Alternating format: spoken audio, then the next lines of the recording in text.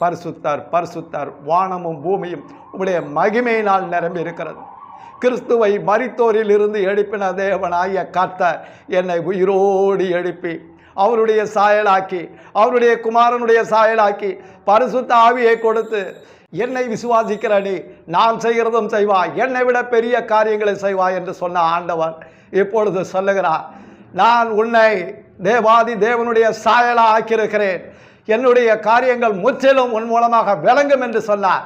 என்னை பார்த்து நீ பைபிள் ஆலயம் என்று சொன்னார், ஆளின் ஒன்னினாலாய் இருக்கிறாய் என்று சொன்னார், நீ தேவனுடைய ராஜ்யமாய் இருக்கிறாய் என்று சொன்னார்.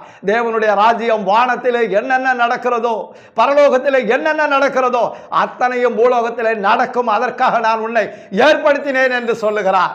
அருமையான ஆண்டவர் அற்புதமான காரியத்தை என் மூலமாய் இந்த உலகம் முழுவதும் செய்து கொண்டிருக்கிற தேவாதி தேவனுக்காக நான் எல்லாவற்றையும் ஒப்புக் கொடுத்திருக்கிறேன். உலக மக்களே, உணர்வடையுங்கள், உணர்வு அடையுங்கள், கடவுளை குறித்து அறிந்து கொள்ளுங்கள், உண்மையான கடவுளை குறித்து அறிந்து கொள்ளுங்கள், உண்மையான சத்திய வேதத்தை அறிந்து கொள்ளுங்கள். இந்த சத்திய வேதம் மத சம்பந்தப்பட்டதல்ல, இது உலக பொதுமறை. இதில் எழுதப்பட்டது அத்தனையும் உண்மை. நான் அத்தனையும் 20 வருடமாக பயிற்சி செய்திருக்கிறேன். அத்தனையும் என்னுடைய ஆவி ஆத்மா சரீரத்திலிருந்து பிரதிபலித்துக் கொண்டிருக்கிறது. இறைவன் உயிரோடு இருக்கிறார், அவர் நமக்குள்ளே இருக்கிறார், நமக்குள்ளே இருந்து கிரிகை செய்கிறார் என்பதை நான் உலகத்துக்கு வாழ்ந்து காட்டிக் கொண்டிருக்கிறேன். அருமையான சகோதரர்களே, சகோதரிகளே, இந்த வீணான காரியங்களை எல்லாம் விட்டுவிட்டு, பொய்யான மாய்மாலங்களை விட்டுவிட்டு, பில்லி சூனியத்தால் இந்த உலகத்தை ஆளலாம் என்று நினைப்பதை விட்டுவிட்டு, செயற்கை நுண்ணறிவினால் வியாதிகளை வைத்து மக்களை பயமுறுத்தி, காற்று மாசை உண்டு பண்ணி, கொரோனாவை உண்டு பண்ணி, பருவநிலை மாற்றத்தை உண்டு பண்ணி, மக்களை பயமுறுத்தி அச்சுறுத்தி சாத்தானை வைத்துக் கொண்டு இந்த உலகத்தை ஆளுகை செய்யலாம் என்று நினைக்கிற முட்டாள்தனமான காரியத்தை விட்டுவிடுங்கள். இதோ கர்த்தர் எல்லாவற்றையும் புதிதாக்குகிறேன் என்று சொல்லுகிறார்.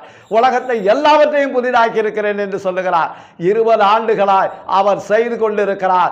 இந்தியா ஒளிர்கிறது என்று வாஜ்பாய் சொன்னார், ஆனால் நான் இருட்டில் இருக்கிறேன் என்று சொன்னார். ஏன்?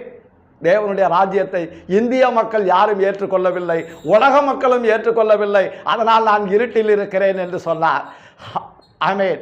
ஒவ்வொரு தலைவரும் என்னை மகாத்மா காந்தி என்று சொன்னார்கள், வல்லபாய் பட்டேல் என்று சொன்னார்கள், ஆமென், சிவாஜி என்றார்கள், எம்ஜிஆர் என்றார்கள், ஜெயலலிதா என்ன சொன்னார் தெரியுமா? நான் தான் ஞானம், நான் சோதனையை வென்றவள் என்று சொன்னார். ஆமென். இயேசுவினுடைய கண்கள் காந்த கண்கள் என்று சொன்னார். நான் கடவுளுடைய தான் கூட்டணி என்று சொன்னார். கலைஞர் சொன்னார், கடவுளுக்கு பிடித்த மாதிரி நான் நடந்து கொள்கிறேனா என்று சொன்னார். ரஜினிகாந்த் என்னை வைத்து பாபா படத்தை எடுத்தார், ஆண்டவருடைய ஆட்சியை கொண்டு வருவேன் என்று சொல்லுகிறார். ஆமென். கமலஹாசன், அபூர்வ சகோதரர்களே, நீ அழுதாதான் அல்லேலூயா பூமியே செழிக்கும் மழையினால் என்று பாட்டு வெளிப்படுத்தி காட்டியிருக்கிறார். இப்படியா ஒவ்வொருவரும் என்னை குறித்து எல்லோரும் சொன்னார்களே தவிர யாரும் இறைவனுடைய அரசாய் நான் இருக்கிறேன் என்று சொல்லி அதை பின்பற்றி அதன்படி வாழ வேண்டும் என்று இன்னும் ஒருவரும் முயற்சி எடுக்கவில்லை. சுயநலத்துக்காக வேண்டுமானால் என்னை எல்லோரும் பேசினார்களே தவிர பொது நலத்துக்காக என்னை யாரும் இன்னும் ஒப்பு கொடுத்து இந்த உலகம் செழிக்க வேண்டும், இந்த உலக மக்கள் எல்லோரும் நல்வாழ்வு வாழ வேண்டும் என்ற எண்ணம் இன்னும் யாருக்குமே ஏற்படவில்லை. அவர்களுக்கு ஏற்படவில்லை என்பதனால் நான் விட்டுவிடவில்லை, நானே முன்னெடுக்கிறேன். ஒவ்வொருவருக்கும் நான் என்னை முன்னிறுத்தி நான் எதற்காக உங்களுக்காக பாடுபடுகிறேன் என்பதை உலக மக்களுக்கு எடுத்துச் சொல்வதற்காகவே இந்த காணொளி காட்சிகளை உங்களுக்கு அனுப்பி கொண்டிருக்கிறேன். இறைவன் உங்களுக்கு மகிமையான காரியங்களை செய்வார்.